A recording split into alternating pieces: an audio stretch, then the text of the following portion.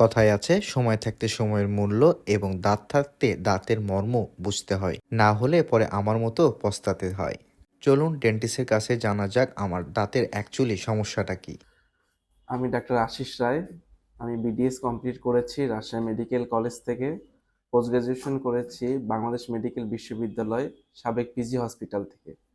বর্তমানে আমি কর্মরত রয়েছি টিএমএসএস মেডিকেল কলেজ ডেন্টাল ইউনিটে সহকারী অধ্যাপক ও বিভাগীয় প্রধান, ডিপার্টমেন্ট অফ ডেন্টাল অ্যানাটমিতে। পাশাপাশি আপনাদের সেবা দেওয়ার জন্য আমি নিজস্ব চেম্বার দিয়েছি পিটিআই মোড়, কানজগাড়ি, আইআইআরকে স্কুলের পেছনে। এখানে আমি প্রতিদিন বিকাল 4:30 থেকে 9টা পর্যন্ত রুগী দেখছি। আপনাদের সেবায় নিয়োজিত আছি। দাঁতের যে কোনো সমস্যা হলে আমাদের কাছে চলে আসবেন। আমরা সর্বোচ্চ চেষ্টা করব আপনাকে সেবা দেওয়ার জন্য। তাদের অনেক ধরনের সমস্যা রয়েছে। তাদের ভিতর বলা যেতে পারে সিজন ভাইয়ের যে দাঁতের সমস্যাটা রয়েছে সে সম্পর্কে আমরা আলোচনা করি।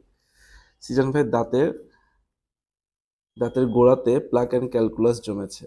এই প্লাক অ্যান্ড ক্যালকুলাস জমার কারণে দাঁতের সেন্সিটিভিটি হতে পারে, দাঁতে রক্ত জমাট বাঁধতে পারে, রক্তক্ষরণ হতে পারে।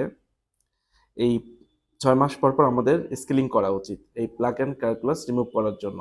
সিজন ভাই এসেছে আজকে স্কেলিং করতে। এই স্কেলিং করার মাধ্যমে আমাদের দাঁতগুলো তো ঝকঝকে থাকবেই, পাশাপাশি দাঁতে প্লাক ক্যালকুলাস থাকলে সেটিও রিমুভ হবে।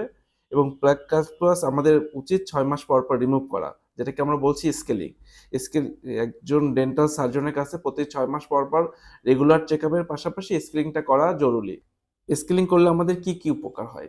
স্কেলিং করলে আমাদের প্রথম উপকার হবে দাঁতে ও দাঁতের গোড়ায় পাথর এবং যেটাকে আমরা বলি মেডিকেলের ভাষায় ক্যালকুলাস এবং প্লাক, সেটি জমবে না।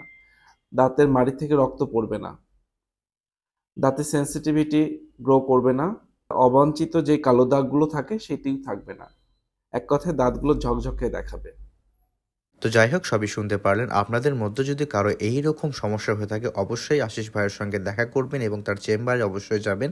তারা কিন্তু অনেক যত্ন সহকারে এবং রিজনেবল প্রাইজের মধ্যেই আপনার ট্রিটমেন্টটা করে দেবে। এখন কিছু আমার দাঁতের স্যাম্পল দেখাবো যে আফটার আর বিফোর, মানে আগে কেমন ছিল আর এখন কেমন হয়েছে। অবশ্যই আপনারা ভালোভাবে দেখতে পাচ্ছেন যে আগের অবস্থা এবং পরের অবস্থাটা কি রকম। ইনশাল্লাহ আপনাদেরও যদি এরকম কোনো সমস্যা থেকে থাকে তার সমাধান অবশ্যই পাবে। নিচের ডিসক্রিপশনে দিয়ে দিচ্ছি টুথ কেয়ার অ্যান্ড ইমপ্লান্ট সেন্টারের লোকেশন এবং নাম্বার।